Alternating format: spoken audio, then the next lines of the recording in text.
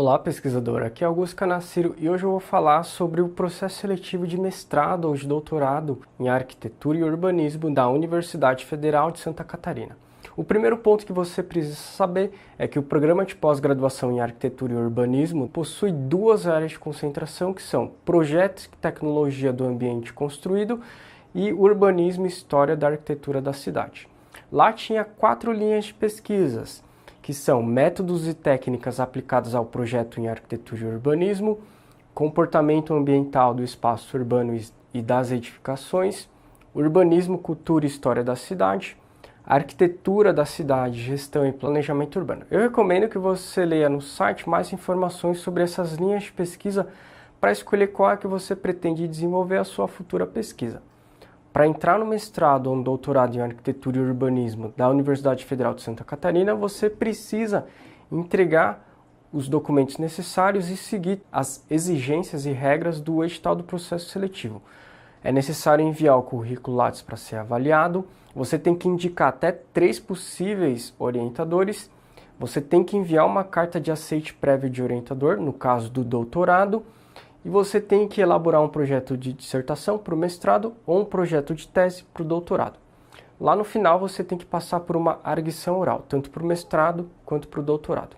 Em linhas gerais, as etapas do processo seletivo de mestrado e de doutorado são a avaliação de currículo, a avaliação do projeto de dissertação para o mestrado ou a avaliação do projeto de tese para o doutorado e a arguição oral para ambos, tanto para o mestrado quanto para o doutorado. Falando sobre a avaliação de currículo, no último processo seletivo, essa etapa valia de 0 a 10 pontos.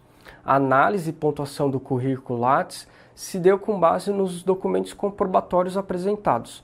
O programa de pós-graduação apresenta uma tabela de pontuação para cada experiência relatada e comprovada.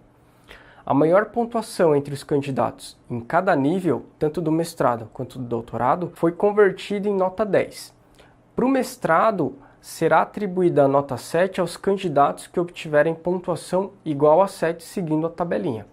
Já para o doutorado, será atribuída a nota 7 aos candidatos que tiverem pontuação igual a 25. As demais notas basicamente são calculadas proporcionalmente. A nota mínima para passar nessa fase foi de 7 pontos. Sobre a avaliação do projeto de dissertação para o mestrado ou projeto de tese para o doutorado. No último processo seletivo, o projeto de dissertação tinha que ter no máximo 10 páginas e o projeto de tese tinha que ter no máximo 16 páginas, isso incluindo a capa e as referências. Foi necessário utilizar a fonte Times tamanho 12, com espaçamento entre linhas de 1,5, a margem esquerda tinha que ser de 3 cm e as demais margens com 2 cm. Na estrutura, o projeto de pesquisa tem que ter capa, introdução, um breve referencial teórico e uma revisão de literatura, além da metodologia, dos resultados esperados, do cronograma de atividades e as referências, tudo isso seguindo as normas da ABNT. No último processo seletivo, a capa tinha que ter o número de inscrição, o título, a área de concentração e a indicação de até 3 possíveis professores orientadores. Na introdução, foi recomendado apresentar o tema, o problema de pesquisa, as hipóteses. Para o mestrado, não foi obrigatório levantar hipóteses. Para o doutorado, sim. A justificativa, a relevância do tema e aspectos de ineditismo e os objetivos, tanto o geral quanto os específicos. No referencial teórico e na revisão de literatura, você tinha que demonstrar familiaridade com a literatura nacional e internacional. Além disso, você tinha que indicar as bases teóricas fundamentais e os resultados recentes das pesquisas da área, ou seja, você tinha que apresentar brevemente um estado da arte na sua linha de pesquisa.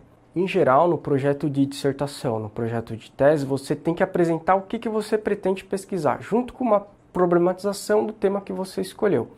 Também é importante deixar claro por que é importante realizar a pesquisa que você está propondo. Além disso, é necessário explicar como que você vai realizar a sua futura pesquisa de mestrado ou de doutorado. No último processo seletivo, os critérios de avaliação para o projeto de dissertação para o mestrado ou projeto de tese para o doutorado foram as seguintes. Primeiro, foi avaliada a relevância, a originalidade e a caracterização do problema de pesquisa. Também foi avaliado a fundamentação teórica, a adequação das referências utilizadas e a apresentação do estado da arte referente ao tema que você escolheu. A adequação dos métodos propostos, os procedimentos metodológicos e instrumentos de análise também foram analisados. Os resultados esperados e a adequação do planejamento das etapas da sua pesquisa e do cronograma de desenvolvimento das atividades propostas também foi avaliado. O último item avaliado foi a qualidade da expressão textual. Para o mestrado, no último processo seletivo, a avaliação do projeto de dissertação foi precedida pela análise do resumo. Aí no resumo eles verificaram a aderência do projeto à linha de pesquisa que você indicou e à área de atuação que você se inscreveu. Aqueles resumos que foram considerados sem aderência foram eliminados na hora. Por isso, sempre alinhe o seu projeto de pesquisa com a linha de pesquisa que você se inscreveu e capriche na escrita do resumo do seu projeto de pesquisa. Porque o seu projeto de pesquisa pode ser até bom, mas se o resumo estiver mal escrito, ele nem vai ser lido nesse processo seletivo. A nota do projeto de pesquisa vale de 0 a 10, sendo que a nota mínima para ser aprovado é de 7 pontos. Falando agora sobre a arguição. No último processo seletivo, a arguição oral pode ser realizada de forma presencial ou à distância, seja por telefone, Skype ou qualquer outra opção similar. Isso vai depender do local de residência do candidato e da decisão da comissão de seleção. Para o mestrado, foi cobrado questões relacionadas à relevância, objetivos e conteúdo do projeto de dissertação. A banca buscou avaliar as condições e o preparo de cada candidato em relação à proposta de pesquisa deles. Agora, na arguição oral para o doutorado, foi cobrada uma apresentação de um artigo que você publicou em algum periódico ou um trabalho em evento, livro ou capítulo de livro. Também foi necessário falar sobre a relevância, os objetivos e o conteúdo do seu projeto de tese. Abrindo um parênteses aqui, no processo seletivo passado não teve prova de proficiência em língua estrangeira. Ou seja, a comprovação de proficiência não fez parte do processo seletivo, porém ela foi cobrada pelos ingressantes do programa de pós-graduação. Para o mestrado, foi necessário apresentar um comprovante de proficiência em inglês, no máximo em 12 meses depois que você fez a matrícula. Para o doutorado, é necessário apresentar, depois de 12 meses da matrícula, a comprovação de proficiência em 2 línguas estrangeiras, sendo que uma delas tinha que ser inglês. Bom, espero ter te ajudado de alguma maneira. Bons estudos e sucesso. A gente se encontra na próxima.